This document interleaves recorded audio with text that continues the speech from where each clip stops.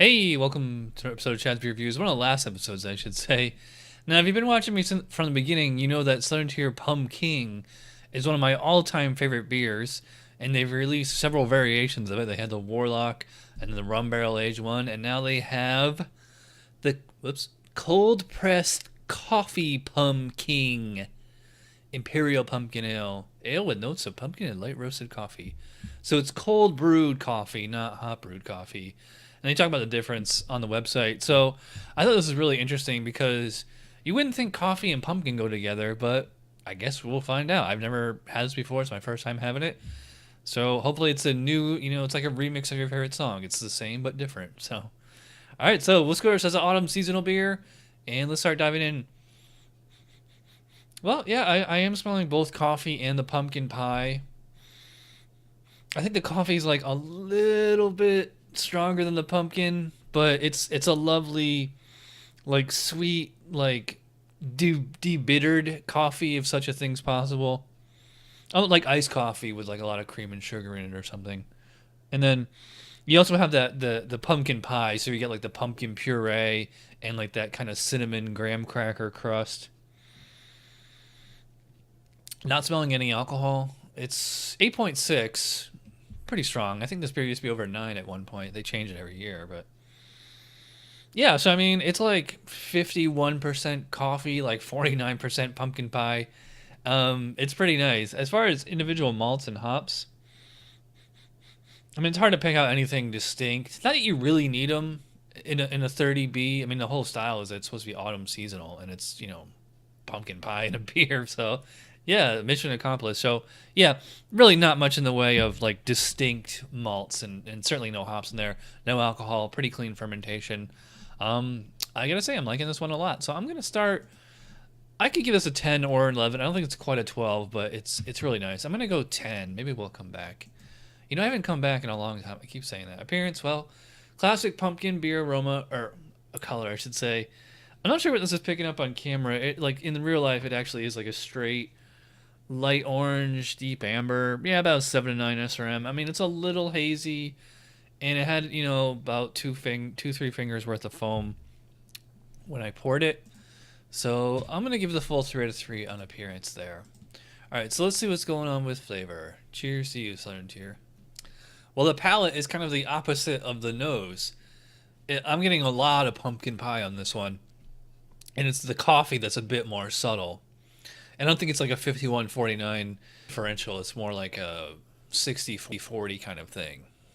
Yeah, so pretty much the whole thing is the liquid pumpkin pie. So you need that pumpkin puree. So your cinnamon, your nutmeg, maybe some ginger or allspice, something like that. Nice little bonus spice in there. Nice little bit of that kind of graham cracker crust kind of a flavor.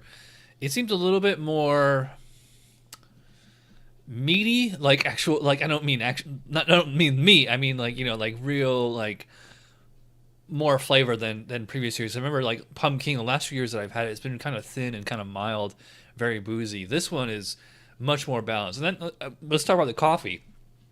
So the coffee is like, as soon as I take a sip, I notice the coffee right away. But again, it's cold pressed coffee. It's not like a coffee stout where they put the coffee in hot. This is cold pressed, so it's more of a subtle, like actual coffee flavor, not really the coffee bitterness.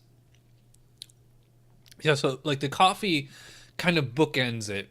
So it's like you get a little bit of coffee up front, that cold pressed flavor, almost like an iced coffee. I would call this beer, it's I would say it's sweet, but it's not nearly as sweet as like their creme brulee or something. Maybe I'll review that one too. But yeah, so it's fairly sweet, but just like lots of spice in there, and like the authentic like pumpkin pie kind of flavor, like the meat of the pumpkin pie. And then in the background is the coffee flavor, and like they're kind of working in tandem. And so it's like the coffee is kind of like adding like one more bonus spice.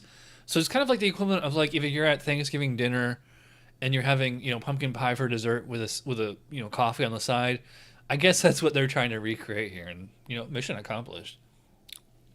I'm really trying to, again, same thing with the nose. I'm trying to pick out malts and hops, and like nothing's really sticking out to me. I really don't think you need to with this kind of beer. And it's not thin. Like I said, previous pumpkins, they've been kind of disappointing the last few years because they've been kind of thin and mild. This one has enough of the real beer base to give it enough support. Not much in the way of hops. I mean, your cinnamon, your ginger, nutmeg, those are providing the spiciness. So it's fairly well balanced. Again, it's sweet, but it's not cloying.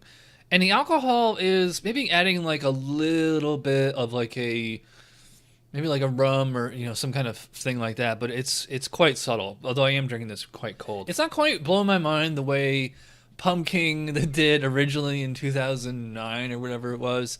And I am a little disappointed that the coffee on here is it's only subtle. Because in the aroma, it was, quite strong. But when you taste it, it's more of a background note. So it's interesting. And I don't think it hurts anything by having it. It's just a nice little bonus flavor. Although all things being equal, I'd probably go with the regular Pumking. So as far as score for that, as an autumn seasonal beer, as a spicier vegetable, it's certainly on point. This is, about to judge it properly, I think it's about a 16. If that coffee was a little bit more pronounced, I could go 17 or 18, but it's a little bit too subtle for me. Mouthfeel, I probably put it at about a medium body. It's really not super thick and chewy. It's not at all. The carbonation is about medium, maybe medium low. I don't think I would go as far as say it's thin. It's just not as huge as you might think. 8.6, very very subtle alcohol warmth on here. Drinkability overall is quite high. I am just sucking this right down. So it's a great dessert beer. Very very drinkable. Really enjoying it.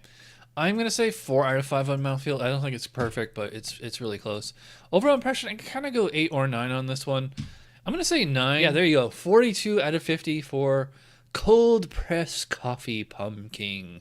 Just an interesting variation on Pumking. All right, so we only have 3 reviews left to go, and I've already shot one of them. So I'll be seeing you guys real soon. Cheers.